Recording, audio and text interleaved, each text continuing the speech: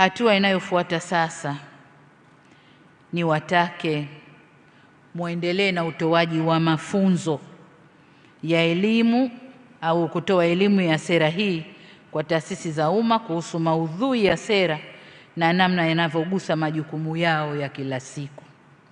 Na hapa nimeona timu kubwa tu ya mabalozi wastaafu, lakini wamestaafu bado wana nguvu, wanaweza wakatumika kwenye kazi hii.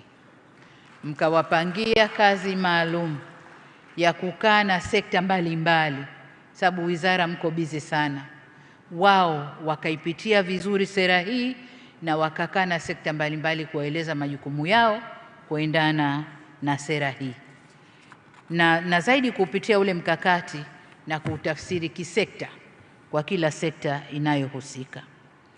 Lakini waheshimiwa mabalozi wetu wanao tuwakilisha kule nje, wahakikishe wanaisoma na kuielewa na kuanza kutangaza mabadiliko haya chanya ya sera yetu.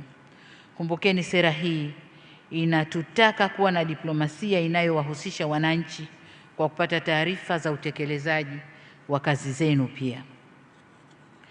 Jambo jingine, kwa kuwa utekelezaji wa sera hii sio jukumu pekee au sio jukumu la Wizara ya Mambo ya Nje peke yake, bali wizara hiyo ni mratibu na msimamizi mkuu, naziagiza wizara, idara zinazojitegemea, wakala za serikali na tawala za mikoa na serikali za mitaa kuhakikisha mnajumuisha malengo na mikakati ya sera hii katika mipango mikakati yenu na kuanza utekelezaji wake mara mwongozo utakapotolewa. La nne, kuendelea kulinda uhuru na heshima ya nchi yetu. Kama nilivyosema, kuna maendeleo makubwa ya teknolojia, na kwa kutumia teknolojia watu duniani wanaweza kufanya wanavyotaka, wanaweza kutusema wanavyotaka, wanaweza kutoa matamko wanayotaka. Niwaombe, katika matamko yanayotoka ni vyema wizara na vyombo vyetu vya ulinzi na usalama mkajibu kwa haraka, mkachukua hatua za haraka, aidha kutoa ufafanuzi, kukanusha, au kama ni la kweli kukubaliana na kuchukua hatua za kurekebisha.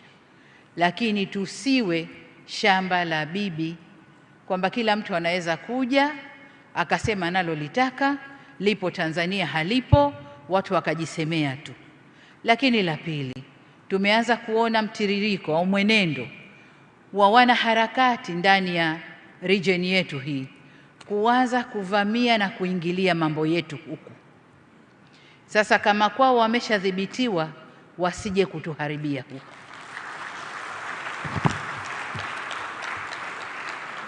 Tusitoe nafasi. Walishaharibu kwao, walishavuruga kwao, nchi iliyobaki haijaharibika. Watu wako na usalama na amani na utulivu ni hapa kwetu. Kuna majaribio kadhaa. Niwaombe sana vyombo vya ulinzi na usalama na nyinyi wasimamizi wa sera zetu nje kutoa nafasi kwa watovu wa adabu wa nchi nyingine kuja kutovuka hapa kwetu. Hapana.